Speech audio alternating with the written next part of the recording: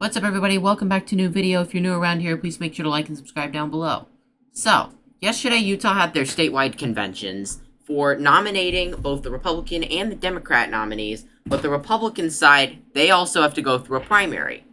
And yesterday, Donald Trump stepped into the Utah Senate race and endorsed Trent Staggs. I was rather surprised he did not step in and endorse Phil Lyman for governor, which we will get to in a minute, but Staggs, if he wins the primary election on June 25th, he will be a big upgrade over Mitt Romney and others in the Utah Senate delegation and the Senate. Utah would actually, believe it or not, have one of the best Senate delegations if Trent Staggs is to pull this off. Now, we haven't had any polls out of Utah for quite a while. During editing, I thought I would point out the fact that the latest poll was conducted before the Utah convention even happened. But now that the Utah convention has happened and Staggs has received the endorsement of former President Donald Trump, I expect that that Staggs' numbers will rise even higher than this, as I have mentioned before. When I looked, there was no poll out, and there's still a huge amount of undecided, but Staggs is picking up a little bit of steam, according to the latest poll, and John Curtis's lead is starting to shrink. The last poll that came out had Staggs at 3, now it's at 5, and hopefully, if he just continues to go up in the polls, considering Hatch is out of the nomination at this point, because I don't think he collected the signatures. So Brent Hatch should just drop out and get behind Staggs, and hopefully and then John Curtis and Brad Wilson, the two establishment candidates, would fight among themselves, and that would be incredibly lovely to watch. Anyways, in the Utah convention, however, if you get 60% of the vote, unless you've collected signatures, you're the nominee. If you get under 60%, and then the other person gets above 40%, they both advance to the primary ballot with you.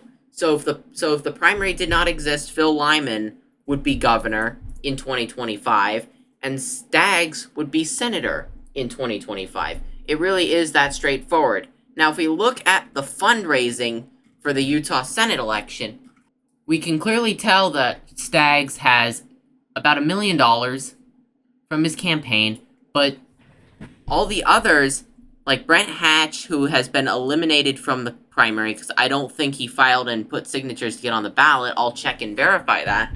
But Brent Hatch should throw his support behind Staggs.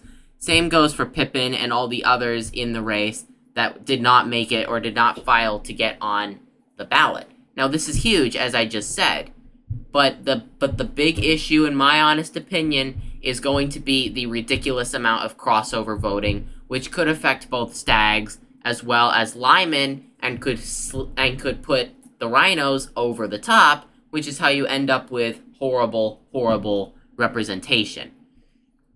What else took place in the Utah primary was several of the other RINOs, such as Celeste Malloy and Blake Moore, almost lost at the conventions. If we take a look at all of the votes here, Paul Miller is the more conservative candidate. He's our guy. We're going to throw his endorsement behind him because he is the more conservative of the candidates in the race. Blake Moore significantly underperformed the convention, and if Paul Miller performed a little bit better, Moore would be off of the ballot, and we would have a flip. Celeste Malloy, on the other hand, almost went down. She had a much worse performance than Colby Jenkins, but unfortunately, because Jenkins did not crack 60, they're both headed to the primary ballot, and Jenkins will probably find a way to win. Now, Burgess Owens was uncontested for the most part. He really didn't. It was just an acclamation vote, and all these people, such as Staggs, have received the state party's endorsement. And if we go all the way down here, this is huge. Spencer Cox significantly underperformed the convention as an incumbent governor. Lyman won with 67% of the vote at the convention, which is absolutely huge. If Cox did not gather signatures, Phil Lyman would be the next governor of Utah. It really is that straightforward and simple. However, unfortunately, I think Cox is still going to find a way to win, but it's definitely a great and big development, and Lyman now has the state party endorsement behind him. Hopefully Trump will step in and endorse Lyman, because I definitely believe that Lyman would be a solid upgrade over Spencer Cox, who is a complete and total RINO. He vetoed a bill that would have protected women's sports. Thankfully, the legislature overrode that, but he has a very liberal record as governor, and remember, he endorsed Nikki Haley for president. That's another big one right there. So can these candidates win? Yes. I definitely believe that Staggs has a bigger advantage over Lyman, but I'm not saying that they both cannot win. They definitely both can win, and they probably will win, at least Staggs. If we can get the RGA behind them, or not behind Lyman, we can take out Cox. If we can get the NRSC behind Staggs, we can take out the RINOs.